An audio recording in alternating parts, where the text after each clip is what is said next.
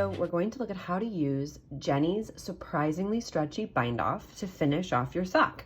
So you are done. You have your foot done, you've done your heel, and now your cuff is finished and you are ready to bind this baby off. So when we use Jenny's surprisingly stretchy bind off, we're going to be incorporating extra thread, which is what makes it super stretchy.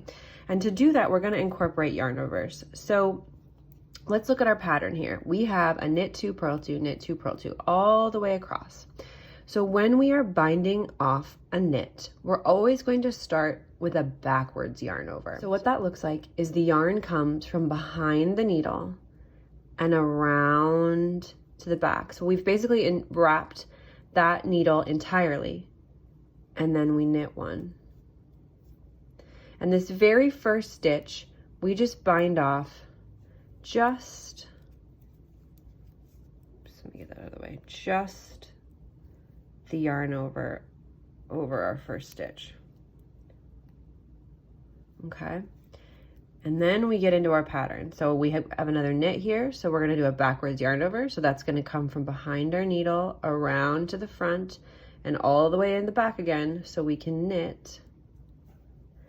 And then we'll bind off these 2 stitches, which is the yarn over and the stitch.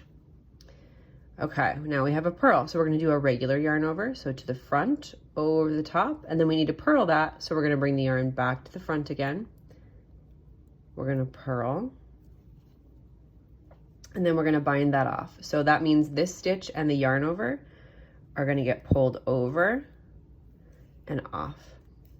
Let's do that again, and then I'll show you how to do this with your right hand. So a normal yarn over going into a purl, so over the top of your right hand needle to the back, and then because we need to purl, we're going to bring that yarn around to the front again to purl.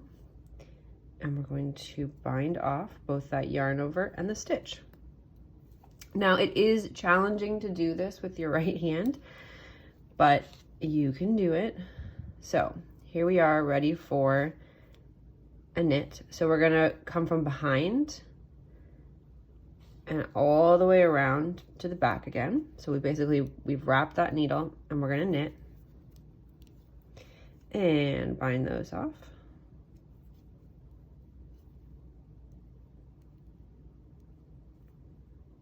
It's kind of splitty. Okay.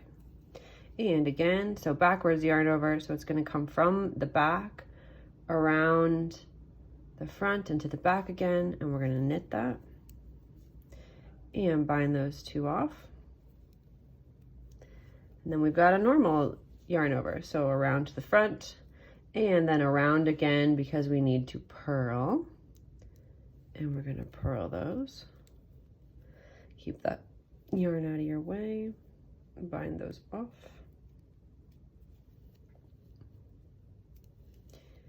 And I'll show you one more time with the purl. So normal yarn over the needle, around again to the front to purl.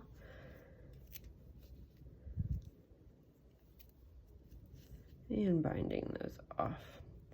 Okay, so I'm going to speed through here to get to the end of this needle so that you can see what we do when we've used all the stitches on our left hand needle.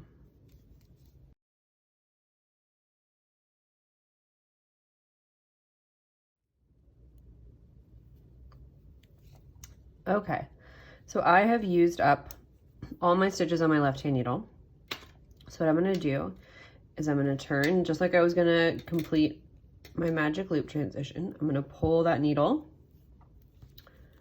onto those stitches without losing what's in my right hand and stuff those back on, and then I continue along. So we are going to, again, we've got a knit here. You're going to do a backwards yarn over and knit and bind those 2 off.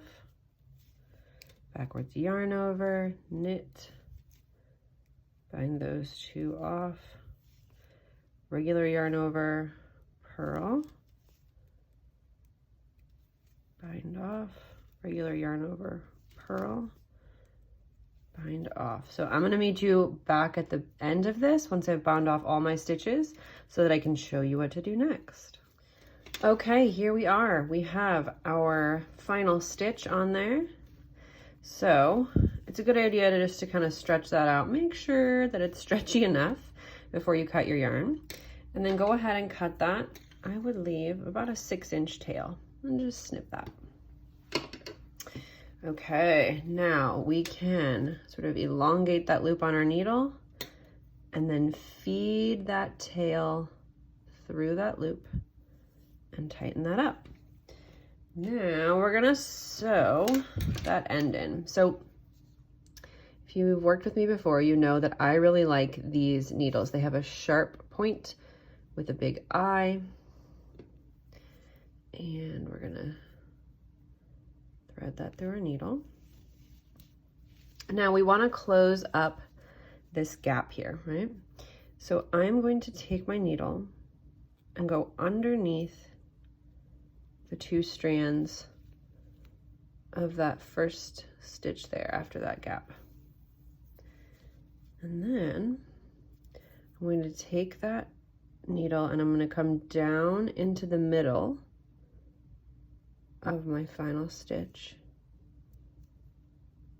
So just come down in the middle and into the back. And what that does is it creates a little mock stitch there that kind of closes up that gap. So now we're going to weave in our end. So this is my preferred method for weaving in ends on something like this. It's going to have a lot of wear and tear. So I take my sharp needle and I'm going to feed that down through, actually piercing the yarn of those few stitches, and then I will pull that through. And then I'm gonna feed that back up. So I'm not gonna go exactly in the same place. I can go to the right, to the left, to the front, to the back. I'm gonna wiggle my way back up to the top. Pull that out. And you can snip that off. And that, my friends, is your completed sock. So you might notice that it has a bit of a ruffly edge when it's just laying flat. But once you get that on your leg, it's gonna have this really nice stretchy cuff. And you can kind of see these, it looks like almost there's an extra layer of stitches below there, and those are those yarn overs that we added before each stitch.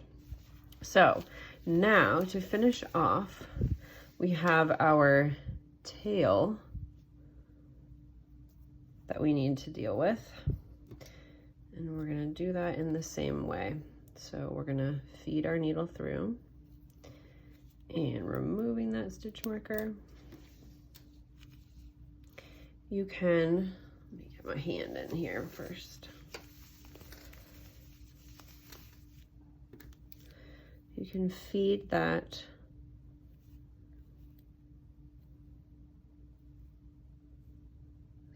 where my stitch is. I'm gonna just feed that into the back, on the back side of that sock, or the inside of that sock. I'm gonna turn my hand out very carefully so I don't poke myself.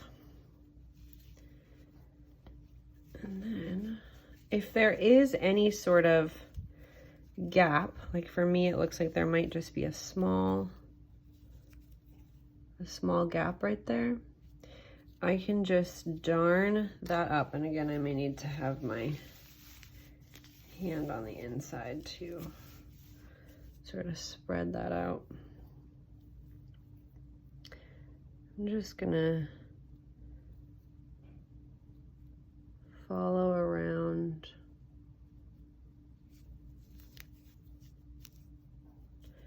that thread and just tighten that up. And then I may actually, there looks like there's one more gap right there. I may actually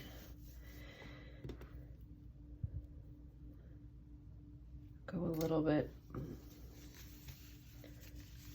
further up to just close up that itty bitty spot on the toe.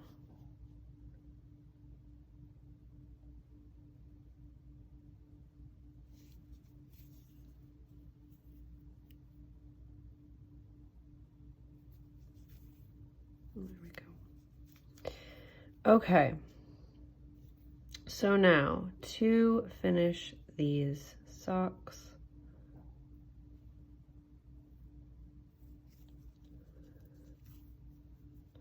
I am gonna run my needle just like we did at the top, right along a line of stitches here. And then I will bring it back down, wiggling my way through. There's lots of ways you can weave in your ends. This is just my favorite. So do what you like. And there we go. We can just clip that.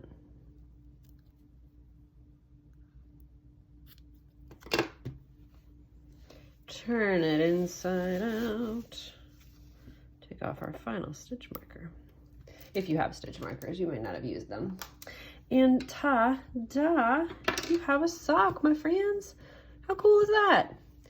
It's our sweet toe, our little heel, and the top. I am so proud of you for getting this far, for making a sock, and now you get to do it again. All right, I'll see you soon. Bye.